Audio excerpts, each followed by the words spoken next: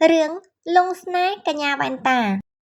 សាច់រឿងនេះនឹងឃើញអារូបភាពការពីយមមិញណាពេលហ្នឹងគាត់ស្វឹងហើយតួប្រុសក៏ស្វឹងដល់តែអញ្ចឹងតើអត់បានចំណាំមកគ្នាទេពេលហ្នឹងអ្នកទាំងពីរក៏បានអូសគ្នាចូលមកក្នុងអាកតុបហ្នឹងដេកជាមួយគ្នាណាដោយសារតួស្រីគាត់ស្វឹងខ្លាំងគាត់មានបានទៅចាំអីគាត់គិតថាតួប្រុសហ្នឹងគឺជាប្រុសកំដរអីចឹងនោះដល់ទៅហើយមានណាអូសកមកនៅជាមួយគ្នាដល់ទៅចុះឡើងដឹងខ្លួនឡើងច្បាស់ខ្លួនឯងសោះទៅមិនបាច់ធ្វើល្បិចថាផ្លិចនៅណានៅណីទេធ្វើអញ្ចឹងមិនខុសពីធ្វើបាបនាងណាដល់ទៅហើយទូស្រីគាត់និយាយថាគាត់មិនមែនចង់ធ្វើបាបទេបន្តមកទៀតប្រហែលថ្ងៃក្រោយទូស្រីគាត់បានចូលមកធ្វើការណាហើយពេលហ្នឹងគាត់កំពុងតែកាន់សម្ភារឯកសារយ៉ាងច្រើនណាក៏លើគ្នាហើយកំពុងតែពេលដើរអោបឯកសារហ្នឹងចៃដន្យនេះតួប្រុសយើងក៏បានដើរមកពីក្រោយអញ្ចឹងហើយទូស្រីយើងគាត់ភ័យបុកពោះណាគាត់ថាមិនបានគាត់ទៅអាចធ្វើការងារនឹងបានទៅបើគាត់អត់ទៅមហាត់ការហ្នឹងហើយគាត់មិនទាន់ចេះអីស្រួលបួផងទៅធ្វើការងារនឹងខ្លាចត្រូវចិត្តច្បាយអីអញ្ចឹងណាដល់ទៅហើយទៅគាត់ក៏បាននិយាយប្រាប់ណាជំនួយការនឹងថានាងក៏ធ្វើទៅក្នុងអំឡុងពេលដែលនាងបានមកធ្វើការជាជំនួយការគាត់ក៏បានប្រាក់ខែខ្ពស់ដែរណាដល់តែអញ្ចឹងទៅទូស្រីនិយាយថាប្រាក់ខែខ្ពស់5000មែនដល់ទៅហើយទៅអាប៉ែហ្នឹងក៏អត់ឆ្លើយតបទេប៉ុន្តែអាប៉ែមួយខ្ទើយនៅពីក្រៅក្នុងទូស្រីក៏បានឆ្លើយតបណាមិនមែន5000ទេគឺ50000ណានាងដល់តែទូស្រីយើងលើក50000ហាច្រើនម្ល៉េះ50000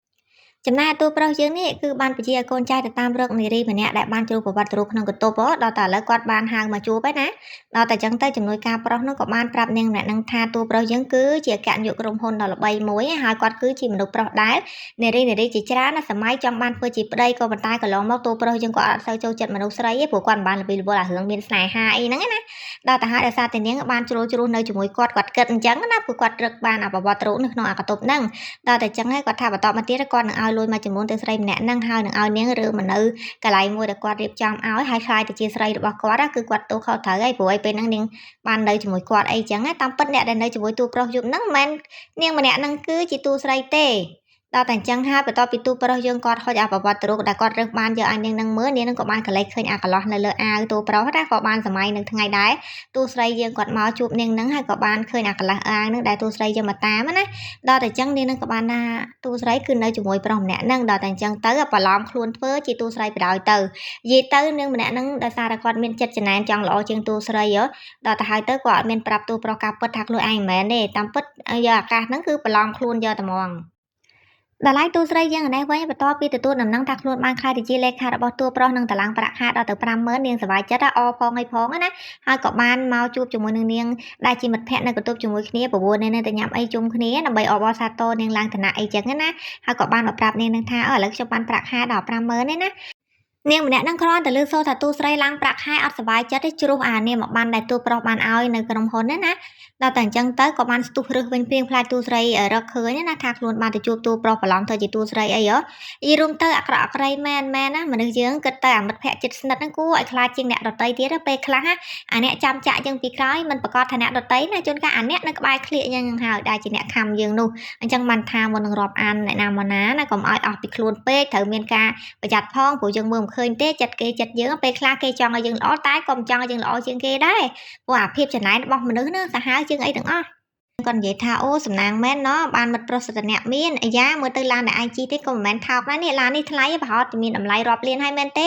គាត់និយាយបដាគាត់យកដៃទៅស្ទាបឡាននឹងបដាណាដល់តែអញ្ចឹងនាងម្នាក់ហ្នឹងក៏បានស្រែកឲ្យយាយហ្នឹងណាថាកុំយកដៃកខ្វក់មកប៉ះឡានរបស់គេឲ្យសោះបើហ៊ានតែប្រឡាក់ឡាននេះណាទោះបីជាគ្រូសាមមីងទាំងមូលក៏មិនអាចយកមកសងថ្លៃឡាននឹងបានដែរអញ្ចឹងហើយthôiចេញទៅឆ្ងាយទៅកុំឲ្យប្រឡាក់ឡានរបស់ខ្ញុំឲ្យសោះអូយនិយាយរួមទៅមិនតាន់បានឡាយជាអ្នកមានស្រួលបួរផងចាប់ដើមខ្មើទៅមនុស្សយើងអញ្ចឹងណាអាហ្នឹងបានគេថាអាអ្នកមានគេពីដើមមកមិនអីទេអាអ្នកតម្លើងថ្មីគេនិយាយថាខ្មើអាហៅថាភ្លេចតនុំណាមកសន្ទុះក្រោយមកទូស្រីយើងក៏បានដើរចូលមកឃើញអ្នកមីងហ្នឹងកំពុងតែឈរល្អូម្នាក់ឯងហើយគាត់ក៏បានសួរថាអាយ៉ាអ្នកមីងមកធ្វើអីនៅកន្លែងហ្នឹងវិញដល់ទៅគាត់ក៏បានរៀបរាប់ប្រាប់ថាចុះឯងមិនដឹងទេថាមិត្តល្អរបស់ឯងមិនណាគេមានមិត្តភ័ក្តិប្រុសឡាយជាអ្នកមានឥឡូវគេឡើងឡានជិះទៅបាត់ហើ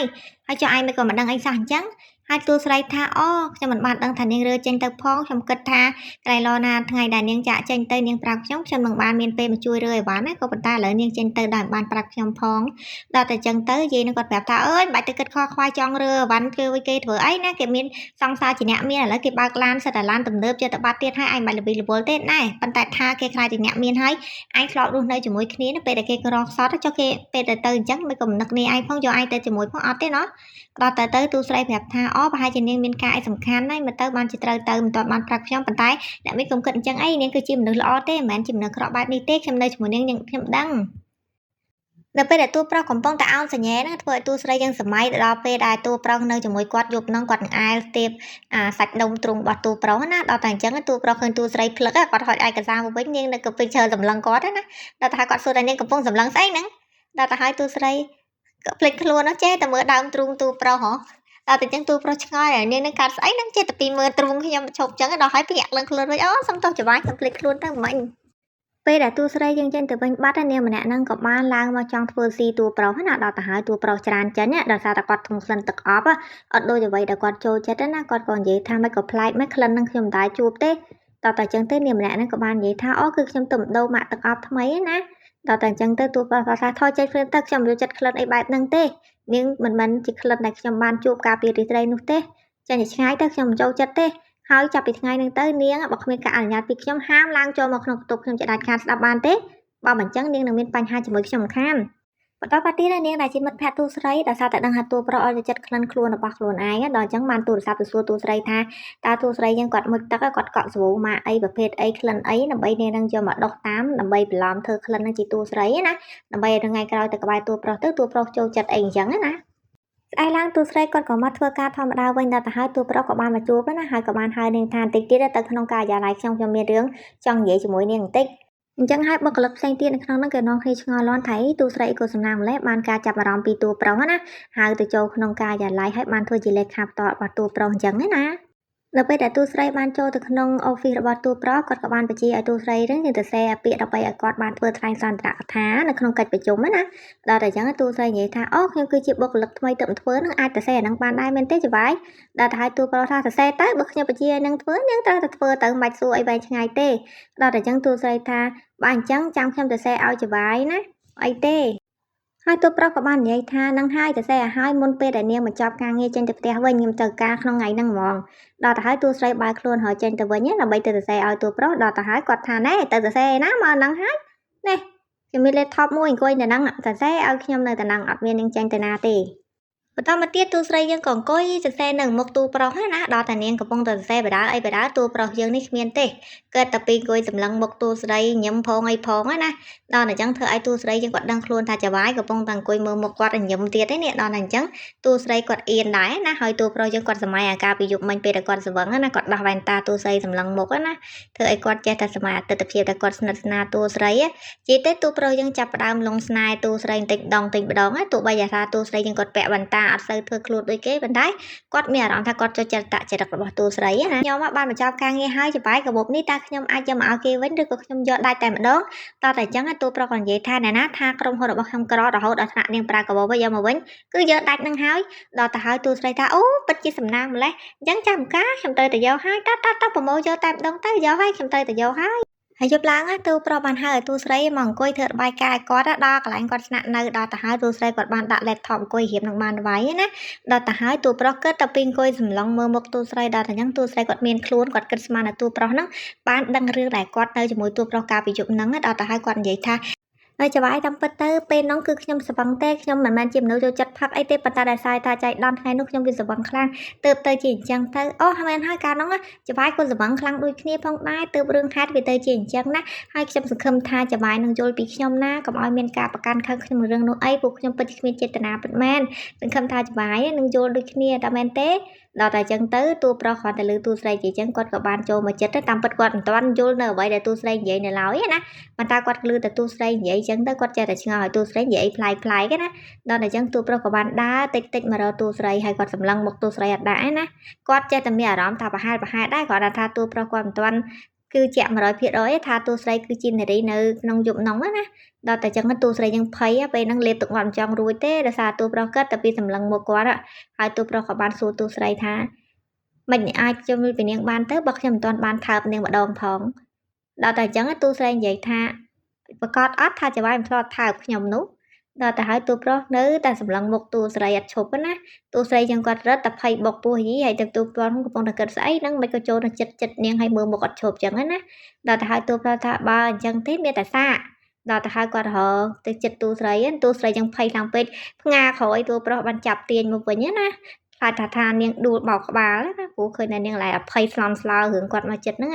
ដល់តែចឹងទូប្រុសក៏បានអោនមកទៅចិត្តតួស្រីនៅពេលដែលអ្នកទាំងពីរកំពុងតែស្និទ្ធស្នាលគ្នាចៃដន្យពេលហ្នឹងគឺម៉ែដោះបានដើរចូលមកដល់ហើយណាដល់ទៅហើយចឹងទៅក៏ធ្វើឲ្យអ្នកទាំងពីរហ្នឹងគឺរៀងអៀនរៀងខ្លួនណាស្រាប់តែបាត់ឯកសារហ្នឹងគាត់ដឹងថាមានគេចង់ធ្វើស៊ីគាត់ទេណាដល់តែចឹងភ្លាមតួស្រីចឹងក៏រៀងស្រឡាំងកាំងដែរណាគិតថាពីបើហើយមានគេចង់ធ្វើបាបគាត់ដល់ចំណែកនាងមិត្តភក្តិពេលហ្នឹងគេអង្គុយសប្បាយចិត្តគិតថាតួស្រីនឹងចប់ហើយពេលហ្នឹងណាគឺដឹងថាធ្វើយ៉ាងម៉េចឲ្យតួស្រីចឹងបាក់មុខបាក់មាត់ឲ្យគិតថាជាមនុស្សអត់សមត្ថភាពណាហើយអ្នកនៅក្នុងហ្នឹងឃើញតួស្រីឡើងទៅភ្លាមគាត់អត់ទាន់ណាគេគិតថាបែបតួស្រីអត់ចេះនិយាយអត់ចេះអីណាដល់ទៅហាអប៉ិមួយខ្ទើយនេះក៏បានសម្លឹងមុខតួស្រីចុះឡើងព្រោះអប៉ិហ្នឹងរៀបសហការជាមួយនឹងមិត្តភ័ក្តិដូរឯកសារតួស្រីដល់ទៅហើយក៏បានពេលហ្នឹងឆ្លៀតឱកាសហ្នឹងឡើងមកលើឆាករកផងចូលមកនិយាយជាមួយតួស្រីបង្ហាញថាខ្លួនគឺជាអ្នកចេះជាងតួស្រីមានឯណាគាត់តែឡើងមកដល់តួស្រីចឹងក៏ឆក់មីក្រូយកទៅដល់គាត់និយាយរៀបរាប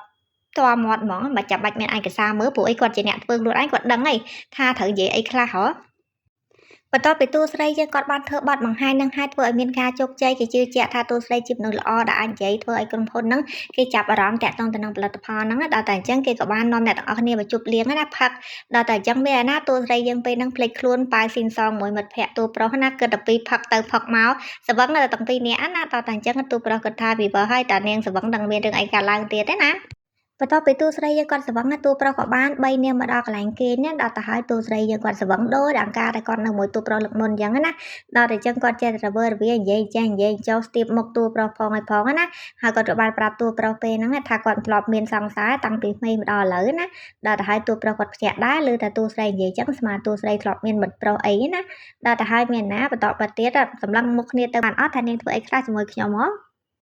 ប្រហែលថ្ងៃក្រោយមកទៀតតួស្រីយើងគាត់កំពុងតែដើរតាមផ្លូវក៏បានត្រូវមនុស្សមួយក្រុមដែលនាងដែលជាមិត្តភក្តិតួស្រីបជាឲ្យមកវាយធ្វើបាបតួស្រីណាដល់ទៅហើយតួប្រុសក៏បានចូលមកជួយទាន់ដល់ទៅពេលហ្នឹងទៅតួប្រុសក៏បានវាយជាមួយពួកអស់ហ្នឹងណាដល់ទៅវាយទៅវាយមកចៅដល់អីតួប្រុសយើងភ្លេចខ្លួនក៏ត្រូវពួកហ្នឹងវាយពីក្រោយត្រូវក្បាលធ្វើឲ្យតួប្រុសយើងស្លាប់ភ្លាមហើយតួស្រីដល់តែអញ្ចឹងគាត់ភ័យណាគាត់ក៏បានបញ្ជូនតួប្រុសយើងទៅមន្ទីរពេទ្យណាមកសន្ទុះក្រោយមកទៀតនាងដែលជាមិត្តភក្តិតួស្រីក៏បានរត់មើលតួប្រុសដែលបានលើដំណឹងថាគាត់ចូលពេទ្យដល់តែមកដល់តួស្រីគាត់ភ្ញាក់ណាគាត់ថាតាមពិតគឺឯងទេអ្នកដែលជាមិត្តស្រីរបស់ចៅហ្វាយគឺជាឯងចុះហេតុអីបានជាឯងលាក់បាំងខ្ញុំដល់តែអញ្ចឹងតួស្រីគាត់នឹកឃើញថ្ងៃដែលនាងនឹងទទួលបានណែមកាតទៅជ្រុះហើយទៅបានប្រមូលពីតួស្រីឲ្យតួស្រីដឹងតាមពិតតួស្រីយើងដឹងហើយថានាងម្នាក់ហ្នឹងគឺបានប្រើល្បិចកុហកតួស្រីសពគ្រប់បែបយ៉ាងណាប្រហែលថ្ងៃក្រោយមកទៀតតួប្រុសគាត់ក៏បានភ្ញាក់ដឹងខ្លួនណាដល់តែអញ្ចឹងកូនចៅគាត់ក៏មករាយការណ៍ប្រាប់ថាដែរតួស្រីយើងក៏អត់បានមើលតួប្រុសរសារប្រហែលហើយនាងអត់ស្រួលខ្លួននាងមានផ្ទៃពោះអីចឹងណាដល់តែអញ្ចឹងតួប្រុសគាត់ឆ្ងល់មានផ្ទៃពោះមិនក្រែងនាងមិនទាន់មានប្តីណាឯងក្រែងនាងនៅម្នាក់ឯងមិនបានមានផ្ទៃពោះតួប្រុសបន្ទាប់ពីដឹងថាតួស្រីគាត់មានផ្ទៃពោះគាត់ក៏បានត្រឡប់មកក្រុមហ៊ុនភ្លាមមកជួបតួស្រីសួរនាំរឿងនឹងឲ្យច្បាស់ណាទាំងតែគាត់មិនទាន់ជាសះស្បើយស្រួលបួលទេហើយទៅតួស្រីក៏សួរថាលោកធាតុញ៉ាំត្រឡប់មកវិញមិនទាន់ជាស្រួលបួលផងមកធ្វើអីចឹងណាដល់ទៅហើយតួប្រុសថាឆាប់ឆ្លើយព្រាមមកនាងមានផ្ទៃពោះមែនទេដល់ទៅហើយតួស្រីក៏និយាយថានេះលោកដឹងហើយថាខ្ញុំមានផ្ទៃពោះដល់ទៅតួប្រុសក៏និយាយថាហេតុអីក៏ឡំមកនាងលាក់បាំងខ្ញុំនាងក៏ហក់ខ្ញុំថានាងមិនទាន់មានអ្នកណាទេនាងនៅខ្លួនមួយចុះហេតុអីបានជានាងមានគូទៅដឹងអញ្ចឹងប្រាប់មកអ្នកណាជាឪពុករបស់ក្មេងក្នុងពោះហ្នឹងណាដល់ទៅហើយតួស្រីគាត់ស្មានថាតួប្រុសដឹងរឿងហើយថាយប់នឹងគាត់នៅជាមួយតួប្រុសអីតាមពិតតួប្រុសគាត់មានដឹងឯណាដល់តែអញ្ចឹងទៅគាត់ក៏បានមកសួរតួស្រីអញ្ចឹងពេលហ្នឹងធ្វើឲ្យតួស្រីគាត់ចាប់ផ្ដើមអន់ចិត្តណាថាតាមពិតទៅតួប្រុសអត់ទាំងដឹងផងថាតួស្រីនៅជាមួយខ្លួនយប់ហ្នឹងហើយអត់ដឹងថាកូនក្នុងពោះនេះគឺជារបស់តួប្រុសណាតួប្រុសគាត់នៅតែបខំសួរតួស្រីទៀតថាតើឪពុករបស់កូនក្នុងពោះរបស់តួស្រីនេះជាអ្នកណាដល់តែអញ្ចឹងតួស្រីយើងគាត់ចាប់ផ្ដើមខឹងហើយមកក៏តួប្រុសនៅតែមានអារម្មណ៍និយាយសេចក្តីនឹងដាក់នាងដូចជាមើងងាយនាងណាដល់ទៅហើយតួស្រីក៏បាននិយាយថាកូនក្នុងពោះនាងគឺជារបស់តួប្រុសប៉ុន្តែតួប្រុសក៏អត់ជឿគាត់ថាជាកូនរបស់គាត់ជាមួយនឹងតួស្រីរបៀបម៉េចបើគាត់មិនតែនៅជាមួយតួស្រីផងណាព្រោះគាត់អត់បានដឹងរឿងការពីយប់នឹងថាតួស្រីនៅជាមួយគាត់ទេណាគាត់គិតស្មានថានាងមួយជាមិត្តភក្តិតួស្រីព្រោះនឹងបានមកបន្លំធ្វើជាតួស្រីណាដល់តែនិយាយទៅនិយាយមកតួស្រីយើងគាត់ចាប់ផ្ដើមខឹងតួប្រុសគាត់ថាចាប់ពីថ្ងៃហ្នឹងទៅគាត់នឹងលាឈប់ពីហ្នឹងគាត់មិនធ្វើជាលេខាឲ្យតួប្រុសទៀតទេពួកឯងនិយាយស្ដាប់គ្នាមិនបានបើអញ្ចឹងទៅគួរតែចាក់ចេញហ្មងទៅឆាប់ចប់ណាបន្តមកទៀតតួប្រុសក៏បានពឹងមិត្តភក្តិគាត់ឲ្យទៅស៊ើបមើលថានារីដែលនៅជាមួយគាត់នៅក្នុងសថាគារយប់នោះជាអ្នកណាដើម្បីគាត់ប្រកាសចិត្តណាព្រោះនៅពេលដែលឮតួស្រីនិយាយអញ្ចឹងគឺគាត់ចាប់ផ្ដើមសង្ស័យវិញថានាងដែលនៅជាមួយគាត់រាល់ថ្ងៃក៏ហត់ថាគឺជាមនុស្សស្រីនៅជាមួយគាត់យប់នោះតើពិតជានាងឬក៏តួស្រីណា ទូប្រុសឥឡូវគាត់បានដឹងហើយណាបន្ទាប់ពីមិត្តភក្តិគាត់ទៅស៊ើបមកថានាងម្នាក់ហ្នឹងមិនមែនជាមនុស្សស្រីដែលនៅជាមួយគាត់រយប់ហ្នឹងទេដល់តែអញ្ចឹងគាត់ក៏បានដេញនាងម្នាក់ហ្នឹងចេញថាចាប់ពីថ្ងៃហ្នឹងទៅចាក់ចេញទៅកុំនៅជាមួយគាត់នាងមិនមែនជាមនុស្សម្នាក់ដែលនៅជាមួយខ្ញុំនៅក្នុងយប់នោះទេហេតុក៏នាងមកបន្លំខ្លួនអញ្ចឹងណាទោះបាត់ឲ្យចូលទៅចិត្តទេណាគាត់គិតថាទូប្រុសយើងពិបាកនិយាយគ្នាអីចឹងដល់ទៅហើយទូប្រុសគាត់ស្រែកពីក្រៅមកថាទូស្រីផ្ដល់ឱកាសឲ្យគាត់ណាដើម្បីគាត់បានកែប្រែកំហុសគាត់ចង់ឲ្យកូនមានឪពុកណាដល់ទៅហើយទូស្រីគាត់គិតថាបើចង់ជាឲ្យលើកលែងទោសទូប្រុសលឿនពេកវាដូចមិនកើតទេដល់តែអញ្ចឹងទៅក៏ទូប្រុសស្រែកពីក្រៅមកណាកូនរបស់ខ្ញុំត្រូវការឪពុកណានាងធ្វើអញ្ចឹងមិនបានទេត្រូវតែឲ្យខ្ញុំនៅជាឪពុករបស់កូនយល់ទេនាងមិនអាចខឹងខ្ញុំបានទេឥឡូវទៅខ្ញុំតាមបងនាងតែបានទេនាងឲ្យខ្ញុំធ្វើអីក៏បានដែរចាប់ពីថ្ងៃហ្នឹងទៅទូប្រុសគាត់តាមបងទូស្រីរហូតគាត់បានទិញបាច់ផ្កាឲ្យបុគ្គលិកយកមកឲ្យទូស្រីណានិយាយប្រហែលថ្ងៃក្រោយមកទៀតទូស្រីយើងក៏ត្រូវបាននាងដែលជាមិត្តភក្តិហ្នឹងដោយសារតែគុំគួនណាថាដោយសារតែទូស្រីបានទូប្រុសបដិញគាត់ចេញអីបានចាប់ទូស្រីយកមកគម្រាមហើយទូប្រុសក៏បានចូលមកជួយណាហើយគាត់ក៏បាននិយាយថាដោះលែងទូស្រីទៅកុំប៉ះពាល់ទូស្រីនិងកូនគាត់ជាដាច់ខាតបើមិនចឹងគាត់នឹងលើកលែងឲ្យម្នាក់ហ្នឹងណាគាត់ថាបើចង់បានអីប្រាប់គាត់នោះត្រូវការលុយចាំគាត់ឲ្យលុយប៉ុន្តែកុំប៉ះពាល់ប្រពន្ធកូនគាត់ឲ្យសោះណា